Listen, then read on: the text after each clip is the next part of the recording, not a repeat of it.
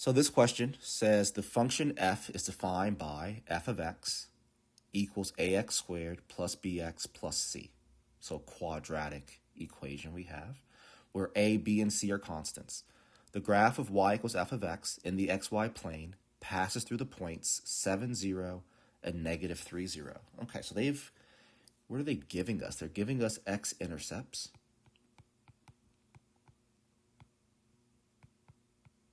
They're also giving us the solutions, right? So these are technically the solutions to this quadratic equation. So yeah, where do we see this happening? So we see this happening whenever we have a product of binomials that are equal to 0, right? So a 7, 0 would have to come from this being like a x minus 7. And a negative 3, 0 would have to come from a binomial that would be x plus 3. And we set that equal to 0. Now, because there's an a value here, I have to put a in front of this just to represent that, I don't know exactly what it is.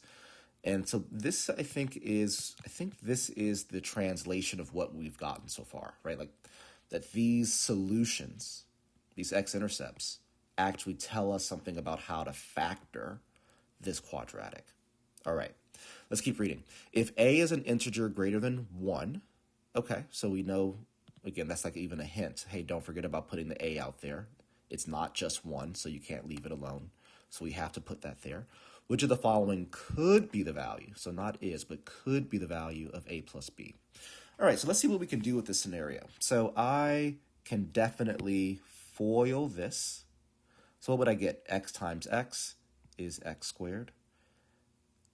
X times 3 is 3x. Negative 7 times x is minus 7x. And negative 7 times 3 is negative 21. 3x minus 7x is negative 4x. So I have x squared minus 4x minus 21.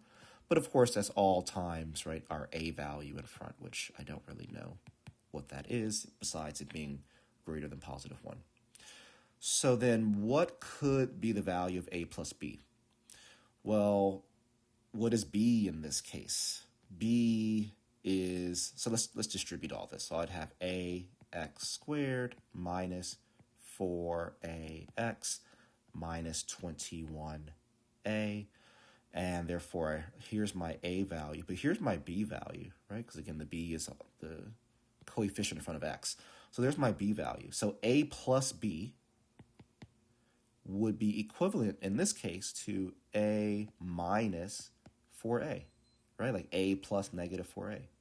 And a minus 4a is equal to negative 3a. Okay, so then negative 3a. So we know a is greater than 1, so we know it's positive. So that means our answer has to be negative, because now we're getting somewhere. So C and D are automatically gone, because if a is positive, our answer must be negative. All right, so how about choice B? How would negative 3 be an answer at choice B? The only way that we'd get a negative 3 is if a were equal to 1.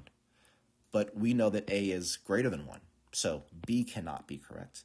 How will we get answer choice A? Well, the only way we get answer choice A is if a is equal to 2, right? Because then we'd have negative 3 times 2 is equal to 6.